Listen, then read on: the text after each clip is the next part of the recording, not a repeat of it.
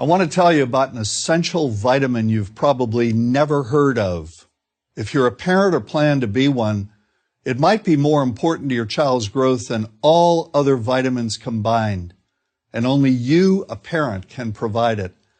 I call it vitamin N, the word no. More and more children, I find, are suffering from vitamin N deficiency, and they, their parents, and our entire culture are paying the price.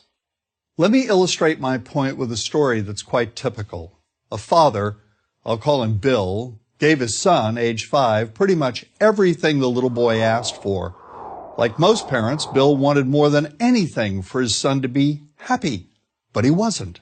Instead, he was petulant, moody, and often sullen. He was also having problems getting along with other children. In addition, he was very demanding and rarely, if ever, expressed any appreciation, let alone gratitude, for all the things Bill and his wife were giving him. Was his son depressed, Bill wanted to know? Did he need therapy? His son, I told him, was suffering the predictable ill effects of being overindulged. What he needed was a healthy and steady dose of vitamin N. Overindulgence, a deficiency of vitamin N, leads to its own form of addiction. When the point of diminishing returns is past, and it's passed fairly early on, the receiving of things begins to generate nothing but want for more things. One terrible effect of this is that our children are becoming accustomed to a material standard that's out of kilter with what they can ever hope to achieve as adults. Consider also that many, if not most, children attain this level of affluence not by working, sacrificing, or doing their best, but by whining, demanding, and manipulating. So in the process of inflating their material expectations, we also teach children that something can be had for next to nothing. Not only is that a falsehood, it's also one of the most dangerous, destructive attitudes a person can acquire. This may go a long way toward explaining why the mental health of children in the 1950s, when kids got a lot less, was significantly better than the mental health of today's kids. Since the 50s, and especially in the last few decades, as indulgence has become the parenting norm, the rates of child and teen depression have skyrocketed. Children who grow up believing in the something for nothing fairy tale are likely to become emotionally stunted, self-centered adults.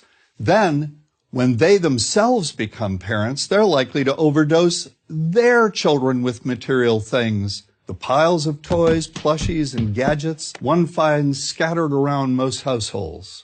In that way, overindulgence, a deficiency of vitamin N, becomes an inherited disease, an addiction passed from one generation to the next.